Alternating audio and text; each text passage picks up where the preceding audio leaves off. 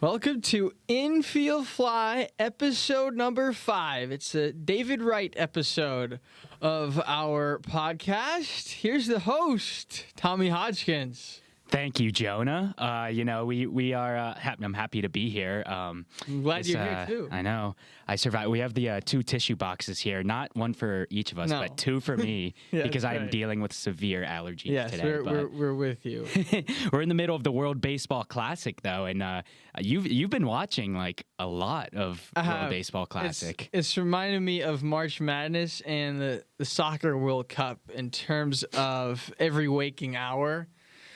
Watching the games, whatever game is on. I just been locked into it. It's unfortunate. My least favorite thing about the World Baseball Classic is that it's too short. Yeah, I know. Yeah, because like by this time next week, it'll be the finals, maybe. Yeah, the pool play, which is the most fun part with all the games each day, is over in a couple of days. Yeah, I think it has to be this short because if you had a series, it would become more certain who's going to win. That's true. But it's just so great. Yeah. More on that in a little bit. Yeah, I know. It's been a lot, like multiple games, like so many games every day, and like at all times of the day. So yeah, it's been great. Yeah, I think there's just so many storylines. That's one of my favorite. I think that's my favorite part of it because you can, on the one side you have Paul Skeens, Tarek Skubal, whatever, and on the other hand you've got like electricians from the Czech Republic or somebody that hasn't played in the major leagues in 10 years, Alexi Ramirez, who's played in every single World Baseball Classic starting in 2006. And then you get guys that it's like, I forgot that you existed, like Ruben Tejada as a, the Mets icon, Ruben Tejada getting a huge hit. I think that was my favorite moment so far of the World Baseball Classic. James Paxton was the pitcher in this moment. Mm-hmm. There's just intrigue all over the place, and everybody cares. Everybody's so locked in. It's even better. We were looking forward to it. I think it's even better than I hoped it would be. Yeah, for sure. One of my favorite moments, storylines so far, was Joseph Contreras on Brazil, the 17-year-old son of Jose Contreras, former MLB major leaguer. 17 years old.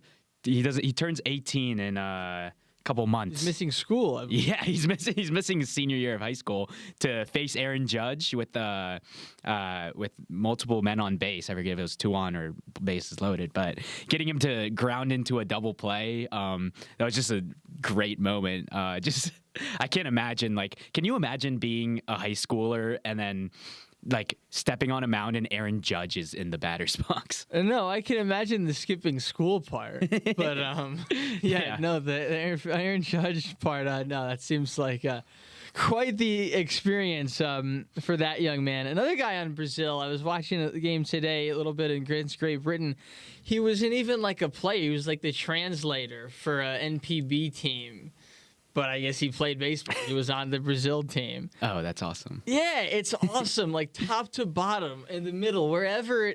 Everyone's got such a great story in the World Baseball Classic. Mm-hmm. And then this is kind of on the other spectrum of it, all the superstars. Another one of my favorite moments was day one, and.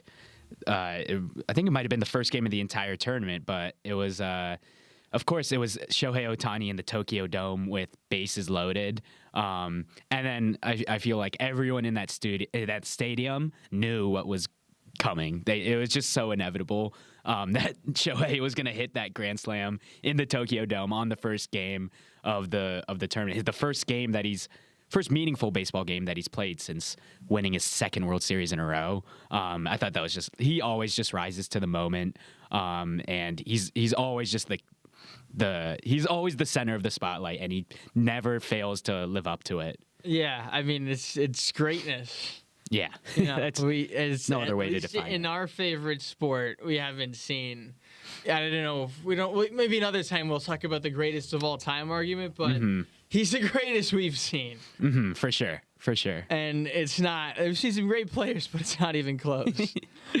There have been some peculiar incidents, situations in the World Baseball Classic. None more peculiar than early this morning, Tommy. I was trying unsuccessfully to stay awake at 5:30 in the morning watching this game between Korea and Australia. But Korea needed to win by 5, and they were winning by 5, and then Australia cut it to 4, and then Australia almost won by losing by 4 in the top of the ninth, but they didn't, and Korea went up by 5, and then Australia wasn't able to lose by 4 and win. So...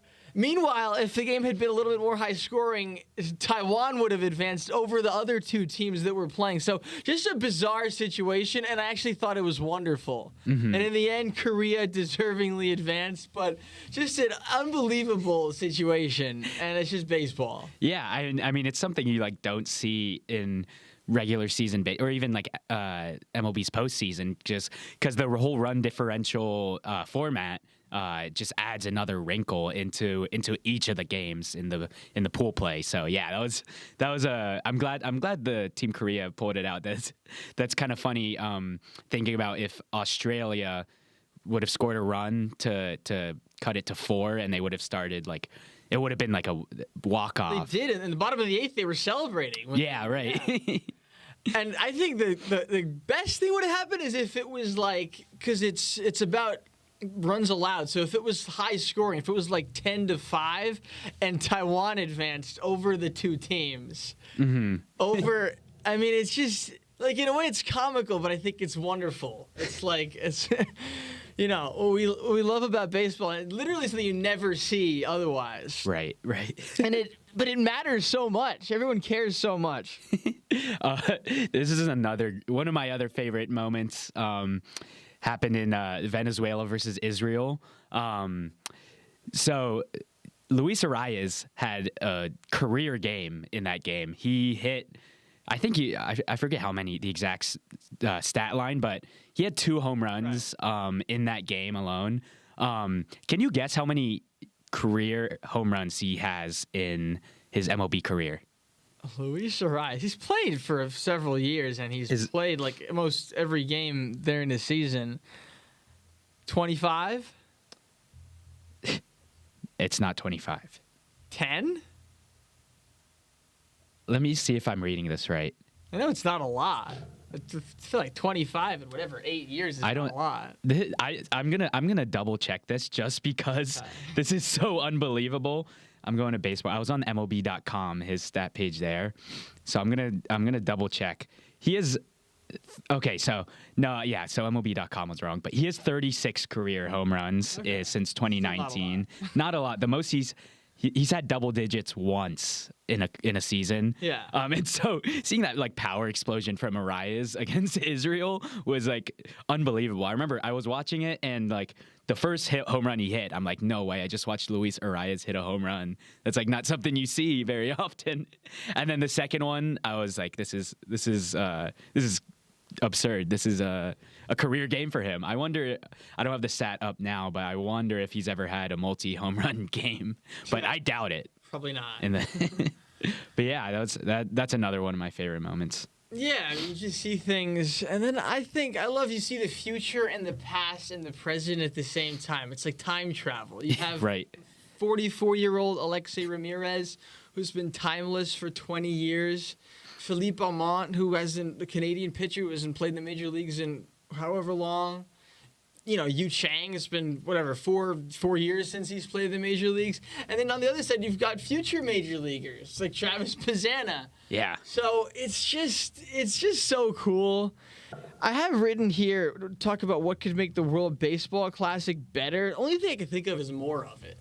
Yeah, I mean, there really is not much you can do to make it better. Yeah, more of it would be nice. I wonder if that is ever going to be a thing, because obviously it's a lead in to the major league season, and so I don't know if the MLB would ever allow that. But yeah, I agree. More of it would be great. Like maybe expanding pool play or maybe a 3-game series for the semis or the finals. It's hard because then you would reduce because then the U.S. would win 75% of the time and Japan would win 25% of the time. I think the one game is kind of necessary because of you can get an upset in baseball in one game. Yeah. It adds that element of unpredictability. Right. Sure. I think they do. I would hope that they figure out the insurance ridiculousness before the next one. Right. So that the players can actually play. I think that's super unfortunate. We've talked about it. I think, having it every year would be cool. And on the other hand, like the Soccer World Cup, it's part of the appeal. Right. It makes it more special. Even still, I would sign up for having the World Baseball Classic every year. Right. It's just, it really does feel like the playoffs.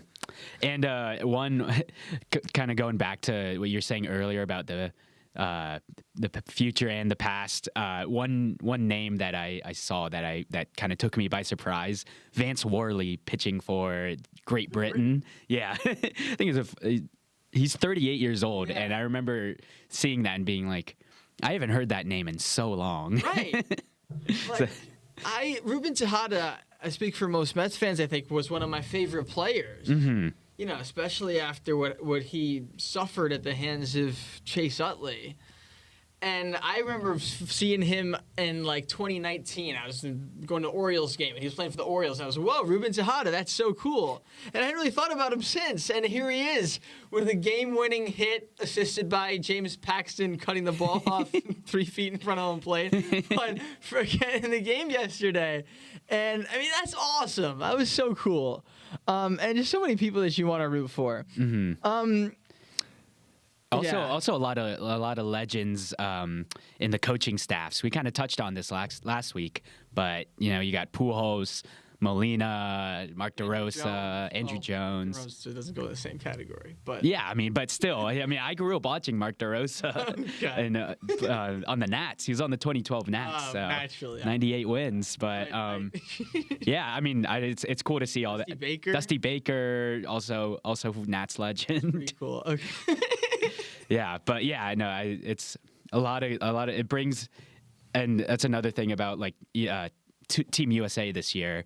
I think the success of 2023 has really brought all the biggest names to the tournament this time around, which has been great. Yeah, it used to be something that you would decide, I don't want to do it, or I want to do it. And now it's you're expected to play in the World Baseball Classic. You have to. Which is the way it should be. Right. The way it should have always been.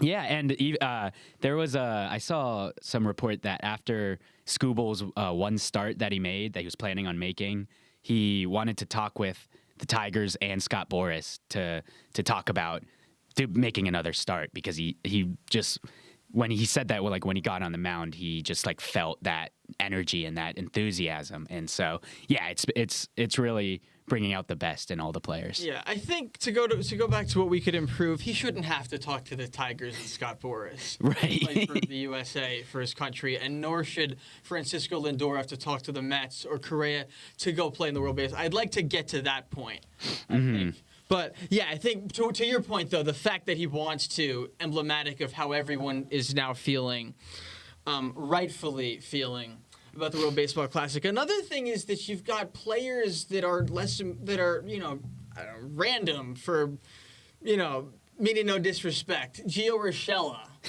is the best player on his team. Right. Mark Vientos, love him for the Mets, but he's not the man. But for Nicaragua, I don't think he played very well, but he was supposed to be. We'll touch on that later. Yeah, I don't know, Jung-Hoo Lee. Right. Again, it's just even Travis Bazzana being the best player on Australia. Absolutely. Jazz Chisholm. Yeah, right. He's the face of Great Britain. Yeah, there's just so many. I get to finally not be upset when Ozzy Albies does something good. I can, enjoy it. Yeah. Do you have any other favorite moment? I have one more favorite moment. Did you have anything else? Too many. You know what? The first pitch. It was Travis Bazzana was batting, and I just knew right then. I was watching the game against Taiwan, which that's another discussion. They should be just called Taiwan, but it's We'll save that for the geopolitical podcast. But I'll call them Taiwan. Okay. The first pitch, and I just knew I was into it. Yeah. Okay. The last thing I have on favorite moments is kind of a, well, you know how all the teams, or at least I think most of the teams have like home run celebrations when they get back into the dugout. My favorite one is Italy's celebration. I don't know if you know about this. The espresso machine? Yeah, it's the espresso. When they hit a home run, they come back into the dugout. They rip an espresso and drink it, which feels very Italian. I'm a big coffee fan. I know you're not a coffee guy, but personally, yeah, okay, you like decaf. You can, yeah. I think that's pretty awesome that they're doing espresso in the dugout. I agree. I think the Great Britain had one too, but they don't get to use it very often. Yeah, that's true. You're talking about the red jackets. I think so. Yeah. No, I mean, and it goes on down the line. There's just I think in the regular season, I'm excited for that too. But opening day is not going to hit the same this year. Right. After, being in the World Baseball Classic. Yeah.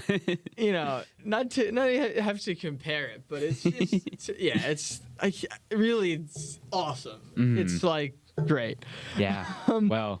All right, check in on our predictions, Tommy. I think there have been a lot of close games and a lot of great moments. There haven't been a ton of big upsets. Mm-hmm. We didn't have a ton of big upsets in the pool play that we predicted, so I think mostly our brackets are intact for now.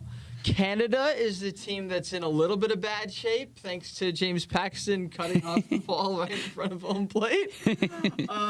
They could still make it, but with that being said, is there anything you want to update or change about your prediction? Not really. I mean, you kind of said it. We didn't pick many upsets in the pool play, at least. I think Korea winning that game by 5 today we both picked Korea to advance so that was big for us, both of our predictions. I don't really have anything I want. I'm gonna stick by it. I really like the way that Dominican Republic looks so far. What about you? I was going to say the Dominican Republic is given no reason to doubt their potential to win all of it. I mean, It's been so good. I watched the Netherlands game that Juan Soto walked off on the mercy rule. I mean, that's a good team. That's a fun team. Which Albert Pujols in the dugout. Yeah. I'm sticking. I agree. I'm sticking with that. I'm sticking with Canada to beat the United States. All right. I mean, we'll see what happens. That was my big upset pick. I will say Japan does look good. I have Venezuela upsetting them in the knockout stage, but I have to stick with my guns. I'll stick with Venezuela. This look pretty good as well. Mm-hmm. Let's check in on some of the players to watch that we had picked. Yeah. So you had your Mets that you picked. I did have the Mets, and we have a little bit of mixed results. I'm disappointed in myself for not knowing that Ruben Tejada was. I think I knew, but for not picking him. Mm-hmm. Because that would have been the real That would have been a good one. I mean, that was awesome. Like, I was just when he came to bat with the bases loaded, I jumped out of my chair. But yeah, Jared Young actually struck out to end that game with the tying run. Oh wow! He actually struck out twice, but the first time was they turned it into a foul tip. So he didn't quite get it done. But Canada's still alive. Mark Vientos, he didn't have, I don't think, an amazing tournament with Nicaragua. Those are two of mine. And then Huáscar Brazaban, I think he had a good bullpen outing. I think. Yeah. With pitching at a premium, I think he'll still play a role for Dominican Republic. Mm-hmm. I actually did look up the stats for Vientos and Jared Young, and combined they are combined 2 for 16, so 125 average. I just had to do my due diligence. I appreciate the clarification. Hey, but Brazaban, I looked up his stats. He's given up no runs so far, so right. Well, you won that one. All right, well, you had some players to watch. I did. You were supposed to do 3, but you had 10. Yeah. Well, so I mentioned the USA pitching besides the 5 runs to Brazil. I wasn't very impressive. Yeah. Well, I mentioned the starting pitching specifically after Webb, Skubal, and Skeens, which we have yet to see. So that one's still TBD. I also had Ronald Acuna Jr., who you forgot to put the Enya. Yeah, my bad. Ronnie Acuna. Ronald Acuna. He's not He's 1 for 7 so far. He's Luis Arias has been the the heart of that lineup so far. So yeah, we'll see if Acuna can pick it up. I feel like to beat a Japan or one of the other big teams, they're going to need everyone to step up. Yeah, especially against better pitching.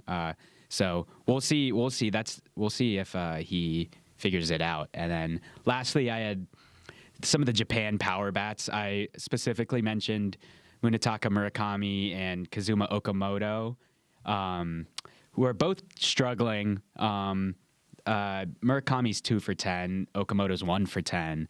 But Japan's really had a lot of production from Seiya Suzuki and, well, I also mentioned Suzuki. But then Masataka Yoshida was the big surprise so far for me in this lineup. He's 5 for 10 with 2 home runs. So he's been a source of a lot of power. Otani, Suzuki, and Yoshida have 2 home runs each for Japan. So they're going to look for those guys to kind of protect Otani in the lineup. I have a bonus trivia question for you. Do you Okay. know the World Baseball Classic? I saw this like an hour ago. MVP in the first 2 editions was the same person. Who was it? It was a Japanese player. Yes. Suzuki Ichiro. Daisuke Matsuzaka. Oh, nice. Isn't that incredible? Yeah, shout out to Daisuke. Wow. Never met. Yeah. Well, yeah. I mean, you have some winners and losers. I do don't have you? some winners and losers. Well, let's see. The first winner is of course Juan Soto. Yeah. No Surprise there, but Yeah. but just what a moment when he, the passion that the Dominican Republic has. They've got that jacket with the flag on it. That was a great moment. Yeah, his OPS is over 1,000 so far in this tournament. Yeah, Juan Soto, I think he has a chance to win a World Baseball Classic and a World Series in the same year. That would be pretty cool. Yeah. We'll see. I don't think so, but All right, loser Tommy, you fact checked me on the 2 for 16 Mets, so I'm going to have to get you back. okay. Harry Ford Yeah. is a loser, and I'll tell you why. Okay. In the end of the Great Britain versus Italy game, not sure if you caught this one. It was 7-4 Great Britain with 2 outs in the 9th inning, and Great Britain had runners at second and third. Harry Ford was on deck. The tying run was up to bat. You would never intentionally walk the tying run. Right? It doesn't make any sense. Yeah. Even if they're really good. Who was the Unless hitter? The person behind them is way, way worse. Yeah. Who's the So hitter? for some patience. All right.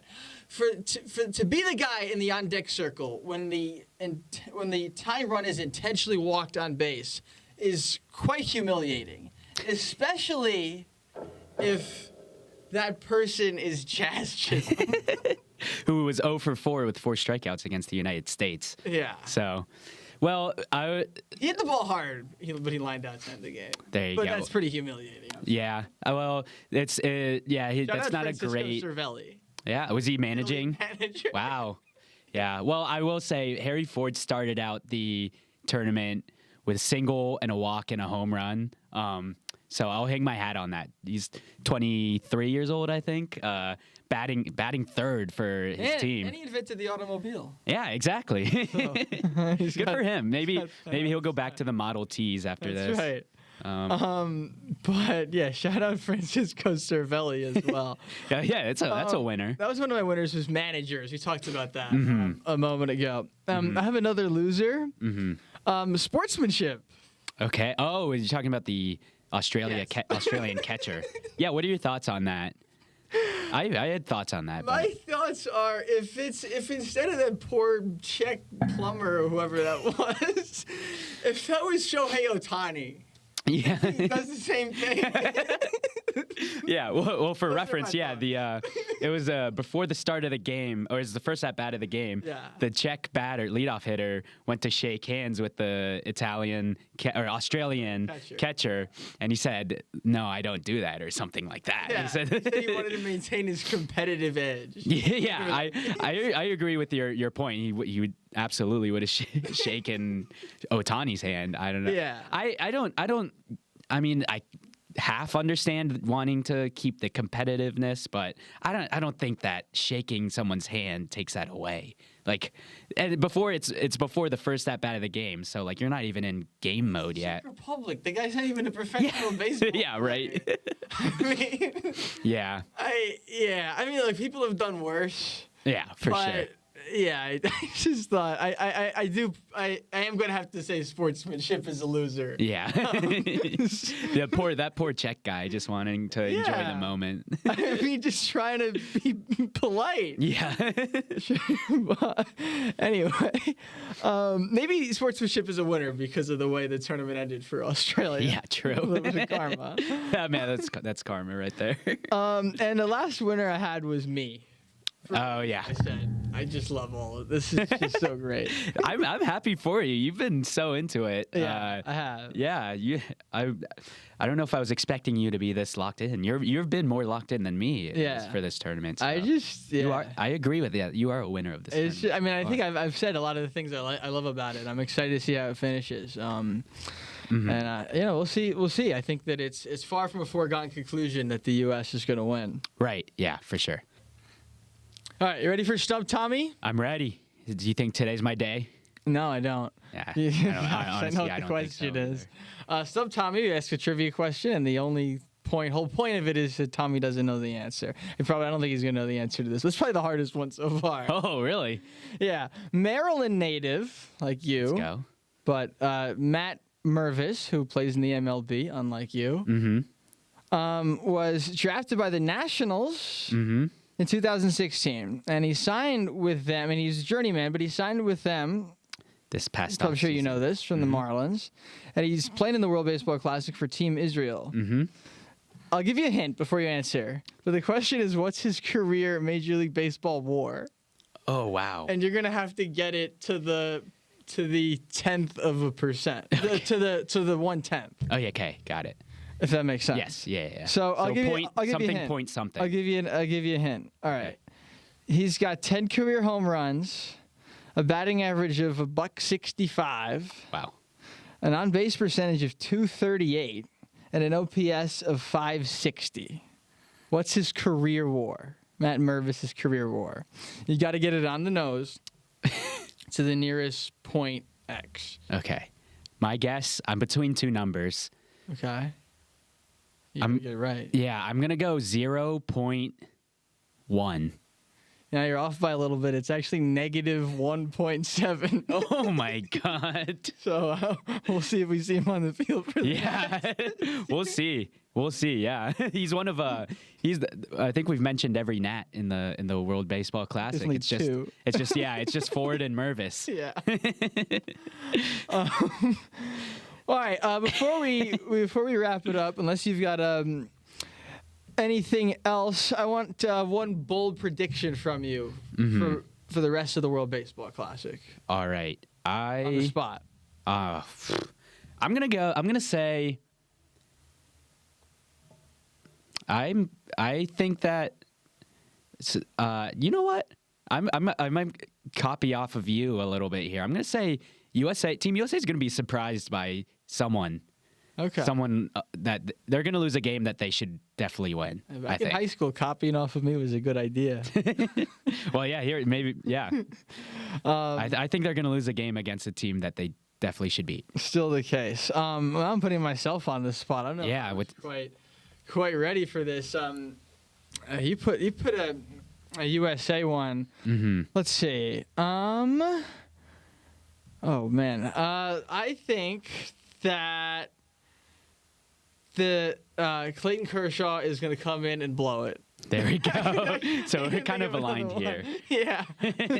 I'll think of another one after. Okay. But that's my bold prediction. Maybe something from Alexi Ramirez. One of the Unks. Okay. Yeah, there you go. That was going to be another one on my bits, was the Unks. Oh, the Unks. Yeah, that's true. I mean, we got into that. Did, yeah. We had Vance Worley. We had Alexi Ramirez. So we're going to get something special from an Unk. That's okay. I actually really like that one. That's another one of mine. All right, name a player. Team Mexico legend Joey Meneses. Wow, that's a pretty good one. I'm gonna go with Team Dominican Republic and Mets legend Jose Reyes. There we go. Of course. All right.